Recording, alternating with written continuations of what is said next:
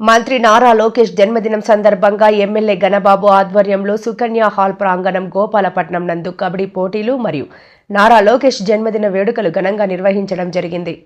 ఇవాళ ఒక exhibition kabaddi match పెట్టడం అనేది చాలా మంచి ఐడియా. మాకు కూడా ప్రోగ్రామ్ లేకపోతే పూర్తిగా మ్యాచ్ ఇక్కడే చూసుండే వాళ్ళం. చాలా బాగా ఆడుతున్నారు ప్లేయర్స్ కూడా. Very happy to see you. And membership లో మొదటిసారి మెంబర్షిప్ స్టార్ట్ అయ్యే ముందు నేను 50 లక్షలు రీచ్ అవుతే బాగా అచీవ్ చేసినట్టు నేను భావించాను. ఇవాళ రాష్ట్రంలో 5 కోట్ల జనాభా ఉంటే దాంట్లో 4 కోట్ల మంది ఇన్సూరెన్స్ ఓటర్లు ఉంటే 1 కోటి మంది మెంబర్షిప్ దాటేసిన ఘనత ఇవాళ తెలుగుదేశం పార్టీ లోకేష్ అనే నాయకత్వంలో వచ్చింది. సో ఇంకా అందరూ ఎంజాయ్ చేస్తున్నారు కాబట్టి అన్న గురించి పొద్దు నుంచి ఇప్పుడు దాకా మాట్లాడుకుంటూ వచ్చాను. మీరందరూ మ్యాచ్ ఎంజాయ్ చేస్తారు, మ్యాచ్ మీరు చూడాలనే ఉద్దేశంతో ప్రభుత్వం ఇస్తుందో అలాంటి అర్జున అవార్డు విశాఖ నుంచి అయినటువంటి వ్యక్తులు జయరాం గారు ఇక్కడే ఉన్నారు. ఆ రకంగా వెయిట్ లిఫ్టింగ్ లో ఏదైతే ఈ రోజు మెడల్స్ వస్తా ఉన్నాయో కరణం మల్లీశ్వర గారు, నీలం లక్ష్మి గారు మనకు ఏదైతే అర్జున అవార్డు ఈ రోజు ఉన్నారో అలాంటి వారిని తయారు చేయడంలో కీలకమైనటువంటి భూమికి వహించినటువంటి కంచరాన సూర్యనారాయణ గారు ఇక్కడే ఉన్నారు. అదేవిధంగా స్విమ్మింగ్ ఒక పెద్ద కాంపిటీషన్ ఉంది, మోహన్ గారు కూడా ఇక్కడ ఆహ్వానించాం. మరి ఈ వీరికి కూడా సత్కరించుకున్న తర్వాత తెలుగుదేశం పార్టీ అనగానే లోకేష్ గారు పేరు వినగానే ఫస్ట్ గుర్తొచ్చేది కార్యకర్తల సంక్షేమం.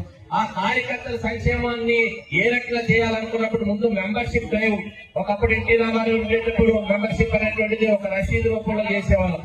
తర్వాత చంద్రబాబు నాయుడు గారు వచ్చినాక దాని టెక్నాలజీని జోడించి మెంబర్షిప్ జరుపుకునేవాళ్ళం.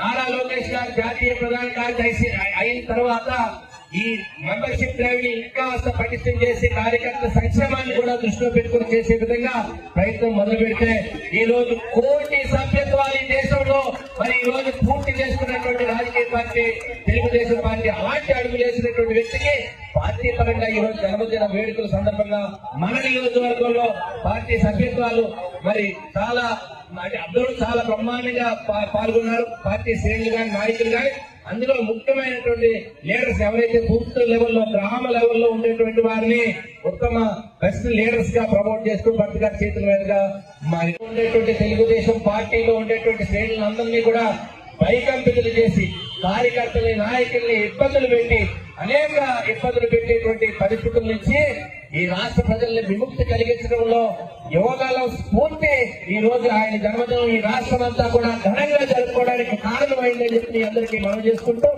అందులో భాగంగా ఒక యువకుడు ఉత్సాహవంతునికి క్రీడలంటే మక్కువ ఉంటాయి. అందుకని మేము స్పోర్ట్స్ ని ఎంచుకున్నాం.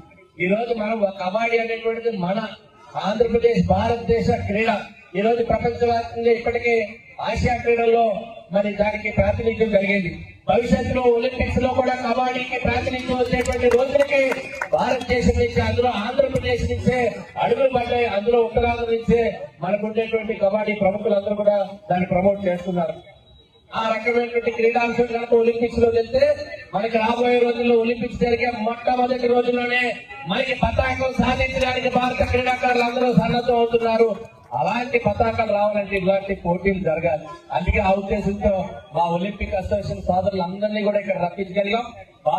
మన భరత్ గారు మాట్లాడిన తర్వాత ఇక్కడ ఏదైతే ప్రముఖులు ఈరోజు అత్యున్నతమైనటువంటి పురస్కారం ఏదైనా ప్లేన్ ని తయారు చేయాలంటే ఉండేది భారతదేశంలో ఆ పురస్కార గ్రహీత ద్రోణాచార్య అవార్డుని బాక్సింగ్ లో వెంకటేశ్వర గారిని పిలిచాం.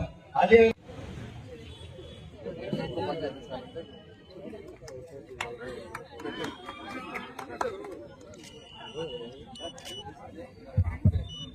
ఇప్పుడు ఒకసారి అందరూ ఒకసారి చప్పట్లు కొట్టాలి. మనం మ్యాచ్ వెంటనే స్టార్ట్ చేయాలంటే మీరు చప్పట్లు కొడితే పాస్ చేస్తారు.